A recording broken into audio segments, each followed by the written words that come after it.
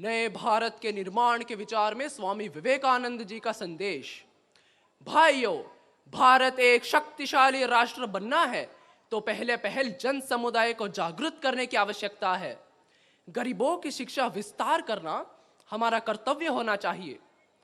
विचार करने के बिना दूसरों का अनुकरण करना सभ्यता की निशानी नहीं है। इसलिए हमें हमारे देश के अनुकूल शिक्षा चाहिए। सर्वसाधारण लोगों को शिक्षित बनाइए, तभी एक राष्ट्र का निर्माण होगा। मनुष्य जाति को उसके दिव्य स्वरूप का परिचय देना चाहिए। हमारे निम्न वर्ग के जन समुदाय को सिखाना है कि इस संसार में आप भी प्रयत्न करने पर अपनी उन्नति कर सकेंगे। हमारे चारों ओर क्या क्या हो रहा है, इस संबंध में उनकी आंखें खोल देनी होंगी। बस वे अपनी मुक्ति स्वयं सिद्ध कर लेंगे। शिक्षा के द्वारा प्रत्येक व्यक्ति को उपयुक्त बनाने के अलावा और कोई मार्ग नहीं है। भारत के राष्ट्रीय आदर्श है त्याग और सेवा। युवकों को जागृत करके उनमें त्याग का मंत्र फूंको।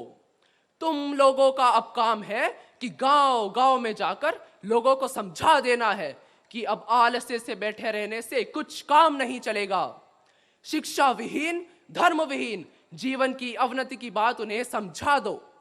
धर्म के महान सत्यों को सरल करके उन्हें बता दो। चंडाल तक को इस अग्नि मंत्र में दीक्षित करो और सरल भाषा में उन्हें व्यापार, वाणिज्य, कृषि आदि गृहस्थीय जीवन की आवश्यक विषयों का उपदेश दो। हमारे कार्यों पर ही नए भारत का भविष्य निर्भर है। अतः यदि भारत को महान बनाना है तो आवश्यकता है संगठन की और बिखरी हुई इच्छा शक्ति को एकत्र करने की। हे भाइयों, जो सच्चे हृदय से भारतीय कल्याण का व्रत कर सके, ऐसे युवकों के साथ काम करते रहो। भारतीय युवकों पर ही नए भारत का भविष्य निर्भर है। धन्यवाद।